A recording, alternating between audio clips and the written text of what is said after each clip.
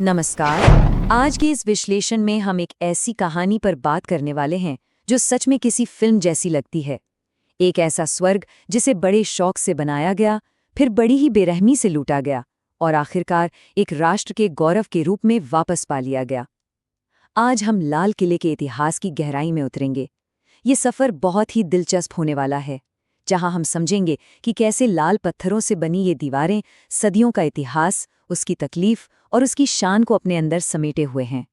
तो चलिए बिना किसी देरी के शुरू करते हैं। और शुरुआत करते हैं इस बेहद दर्दनाक शायरी से। कितना बदनसीब जफर, दफन के लिए 2 गज जमीन भी न मिली कुए यार में। आपने शायद ये पहले सुना हो, ये अंतिम मुगल सम्राट बहादुर शाह जफर के आखिरी शब्द थे। एक बार सोच कर देखिए, ये कितनी बड़ी विडंबना है ना।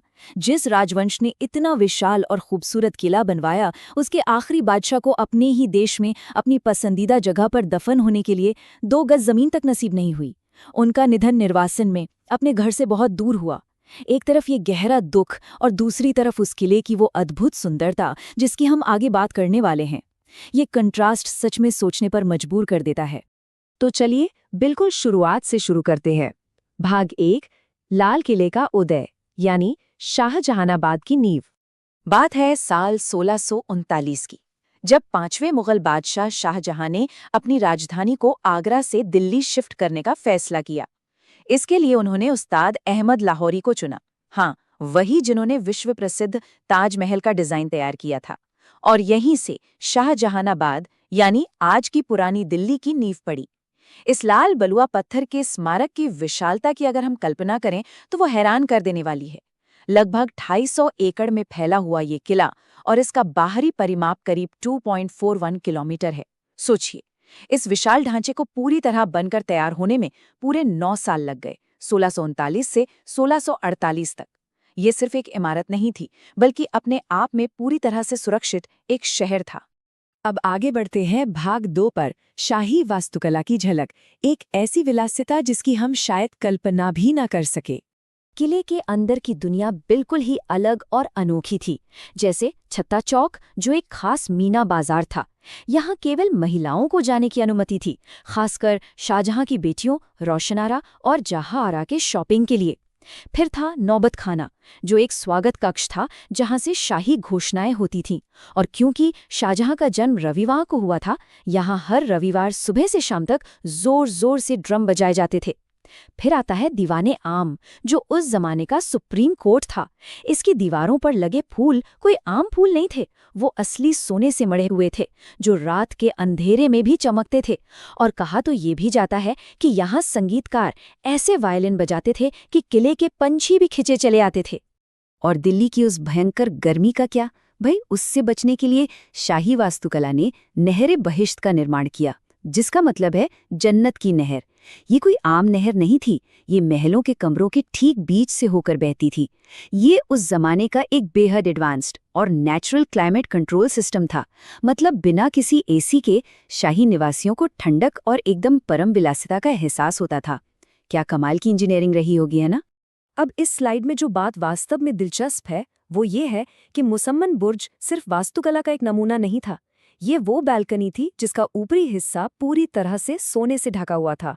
और इसी वास्तुकला के चमत्कार का इस्तेमाल करके बादशाह आम लोगों से जुड़ते थे। रोज सुबह वो अपनी जनता को यहीं से दर्शन देते थे। ये शासक और शासित के बीच का एक बहुत ही सीधा और जरूरी संपर्क सूत्र था। लेकिन ये सुनहरा दौर हमेशा नहीं चला। चलिए चलते हैं भाग 3 पर, कोहिनूर की लूट, वैभव का अंत। ये आंकड़े देखिए, ये बहुत ही शानदार ढंग से दर्शाता है कि इस किले ने कितनी भारी आर्थिक और मानवीय कीमत चुकाई है। शाहजहां ने जो तख्ते ताऊस यानी मयूर सिंहासन बनवाया था, जिसमें विश्व प्रसिद्ध कोहिनूर हीरा जड़ा था, उसकी लागत उस समय 9 करोड़ रुपए आई थी।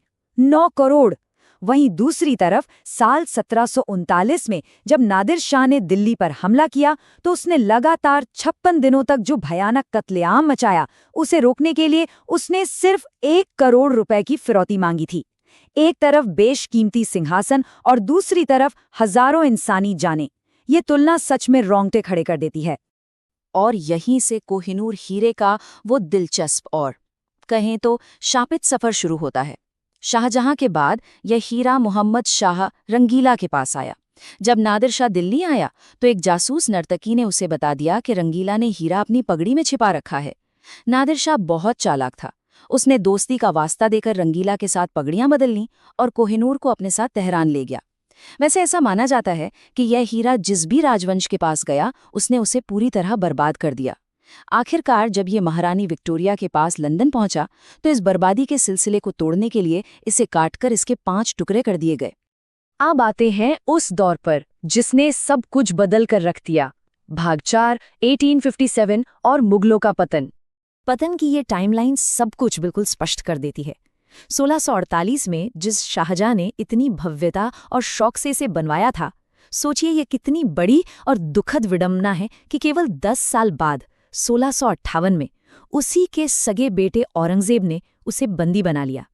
शाहजहां उस किले का सुख भोग ही नहीं सका जिसे उसने खुद अपनी आंखों के सामने खड़ा किया था।